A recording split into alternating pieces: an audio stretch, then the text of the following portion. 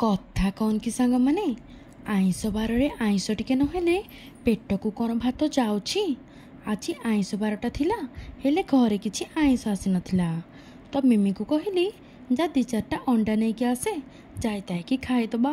कड़ई बसई पकईदेली टिके सोरिष तेल ता उपरे अंडाटे पकई अल्प टिके लुण छींची ओल्टेई पलटेई सल्टेई देली सबू अंडा को एई भलिया जोटा को अंडा पोच कहती मो सेईटा। तापर गोटे आलू को 4 खंड करी नाली नाली करी भाजीदेली। आउ अंडा पोच हो गला रेडी। एबे से सेम कड़ई रे पकईदेली आउ टिके सोरिष तेल आउ ता उपरे ढाली दे गली मेंचाए हबार पियाज को 1 मिनिट भलिया भाजी सारी पकईदेली काटिकी रखिथिबा गोटे बड़ टमाटो किछि कंचा लंका फ्राएड पोटाटो आउ अदा रसुण छेचा ता उपरे देली स्वाद अनुसार लूण लंका गुंड आउ हलदी गुंड।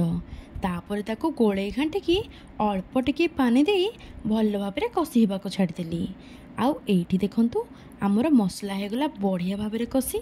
एबे एथिरे आड करबा किछि भरसुंगा पत्र अल्प टिके जीरा गुंड आउ किछि पानी। आउ पानी फुटला परे गैस को सिम करी सबू अंडा पुच को पकई ताको भल भाव में पितिपातिया रे डिप डिप करी ग्रेवी रे मिसई दबा। आउ तापरे घोड़नी घोड़ई दबा। आउ एठी देखंतु आमर अंडा पुच करी हे गला रेडी।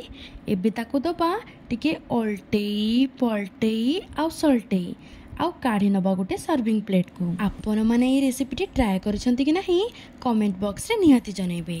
तो सांग माने कुहंतु कुहंतु कुहंतु केमिति लागिला मो रेसिपी। जदि भल लागि थाए ताहाले चैनल को सब्सक्राइब करे पय जमार भी भूलिबेनी। रहिली जय जगन्नाथ। पुन देखाबा नेक्स्ट वीडियो रे। Bye and thank you so much.